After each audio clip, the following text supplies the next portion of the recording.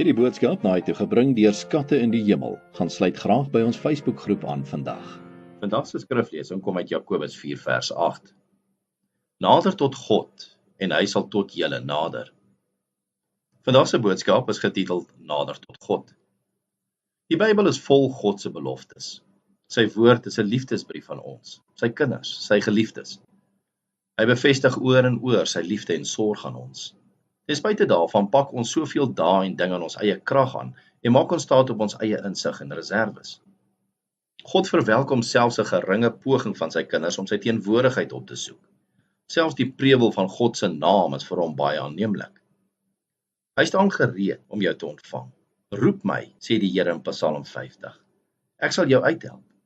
En in klaagliedere getuig Jeremia dat God na hom toe gekom het toe hy hom geroep het. Hy wil die dag tot dag se sleer en swaar kry saam jou deel. Hy wil daar wees en deel wees van jou elke dag se lewe. In ons poging om selfs te wil, of in die nalaat daarvan om God deel te maak van elke oomblik van ons bestaan, ontsê ons onsself van soveel seën en stel ons onsself met so min tevrede. God wil ons laat deel in sy genade.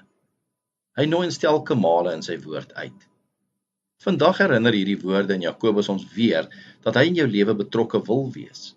Deur sy seun Jesus Christus is ons tog mede-erfgename en het ons deel aan die oorvloed van die koninkryk. Roep tot God, nou waar jy jou bevind.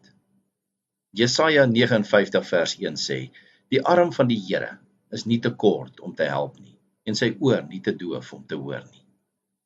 Kom ons bid saam. Ons hemelse Vader en alomteenwoordige God, ons wil nie een oomblik van hierdie dag sonder U wees nie. Ons bid dit in Jesus se naam. Amen. As U soortgelyke boodskappe wil ontvang Maandag tot Vrydag, sluit aan by ons WhatsApp broadcast groep.